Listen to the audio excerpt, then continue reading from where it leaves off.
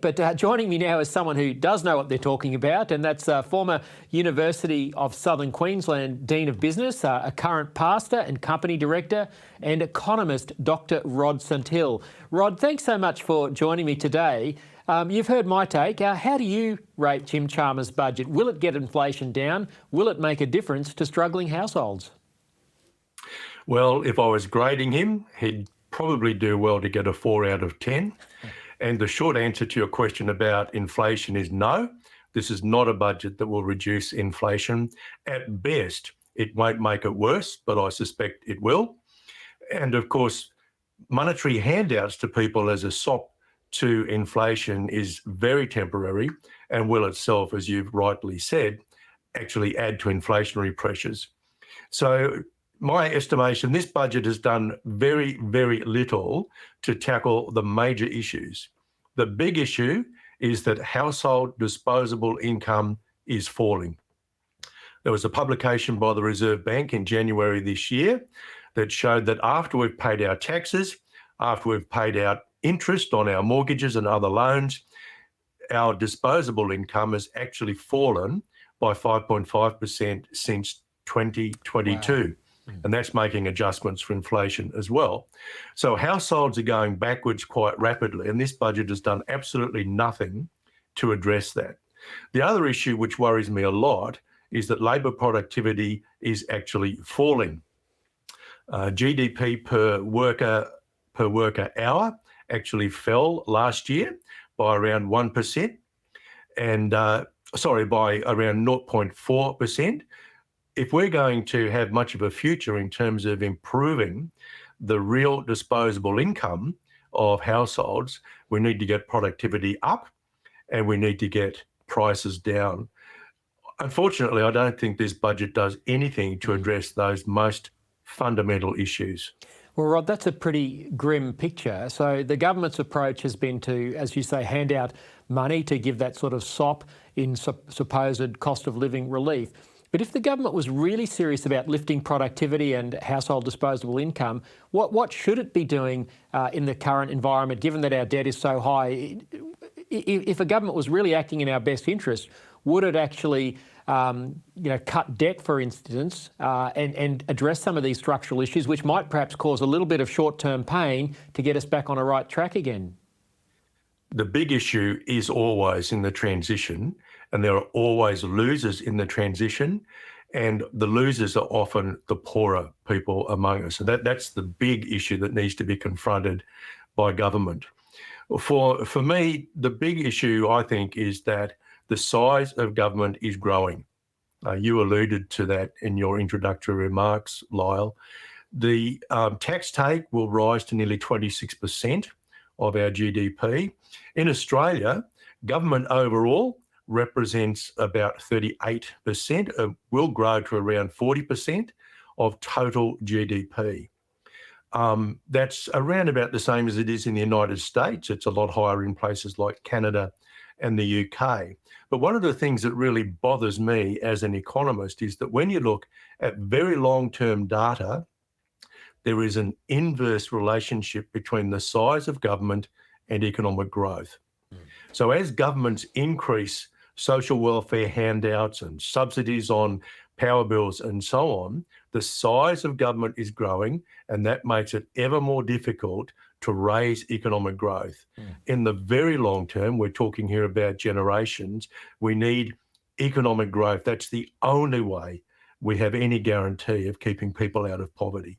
So Rod, how can that be achieved then? And we saw back in 2014 when Tony Abbott and Joe Hockey tried to rein in and start to address the size of government issues and cut some of the handouts. And Hockey said, the age of entitlement is over. Now, there was a massive backlash to that budget, and governments of both persuasions have been gun-shy ever since. But is that the sort of hard medicine that's needed to trim the size of government and to get productivity up and get the economy growing again?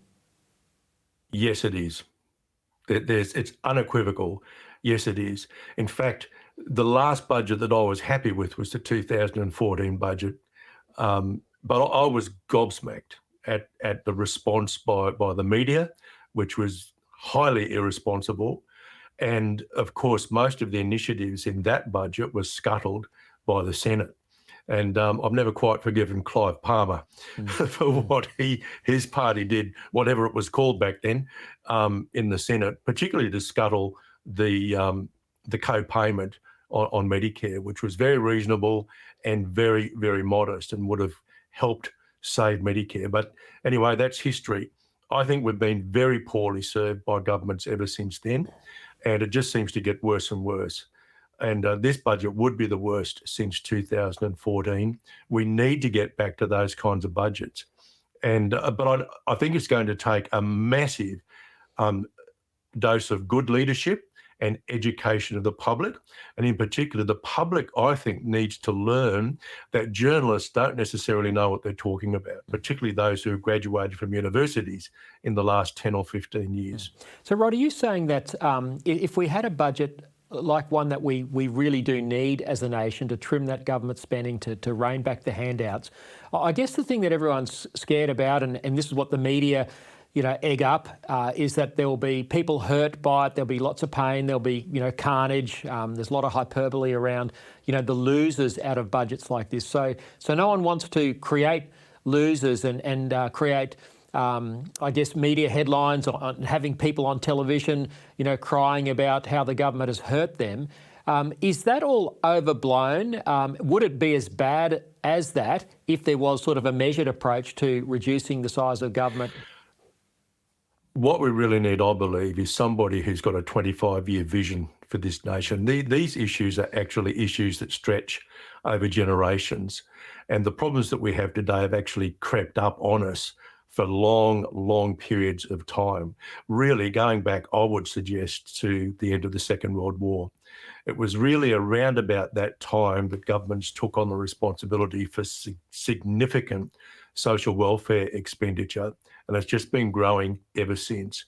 It's inefficient in the sense that what we're really doing is transferring income from some people to others, and we build very large bureaucracies in order to do that. As the size of the government grows, as the size of the bureaucracy grow, so too our freedoms are gradually emasculated. It starts in the economic arena, and we certainly saw that up until at least the early 1980s, when the Hawke-Keating government undertook some very courageous economic policy changes to correct for mistakes that had been going on for probably 50 years. And some of that was also continued with the Howard Costello government, but since then, we really haven't had the kind of leadership that we actually need to lead Australia to a different future. And we must have it. We must have it, because in the long term, this is not sustainable. How much time do we have, Rod, to turn things around? Our gross debt's about to crack $1 trillion. How serious is it? How much time have we got before we have a government that is able to show the sort of leadership that you're talking about to rein this in? Well, look, I'm an economist. I'm not a political commentator. I really don't know. I just don't know who or how we could get the kind of leadership we really need. It's courageous leadership.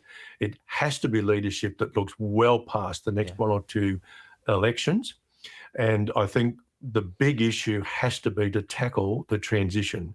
There are always winners and losers in the short term before the long-term gains trickle down to most people in the economy.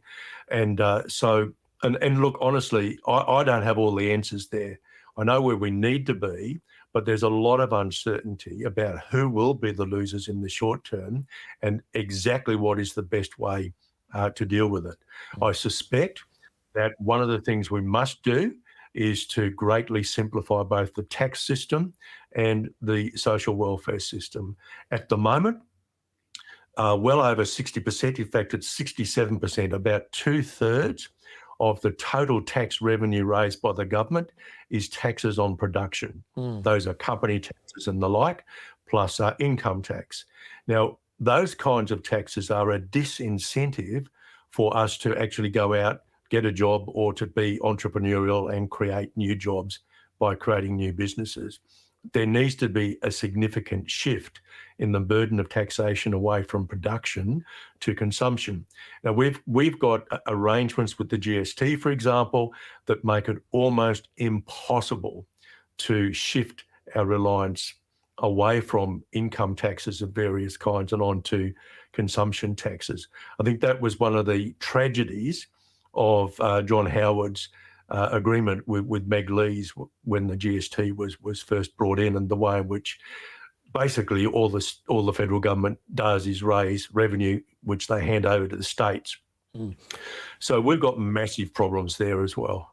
Yeah, look, Rod, this is a big issue of policy and obviously vital to the future of our nation. But look, that's all we've got time for today. Unfortunately, I could talk to you for hours about this because it really is something that is hurting everyone, the cost of living squeeze, and sadly, what we're seeing out of this budget is no solution to it, and probably more pain down the track. Dr. Rodson Hill, thanks so much for your time today.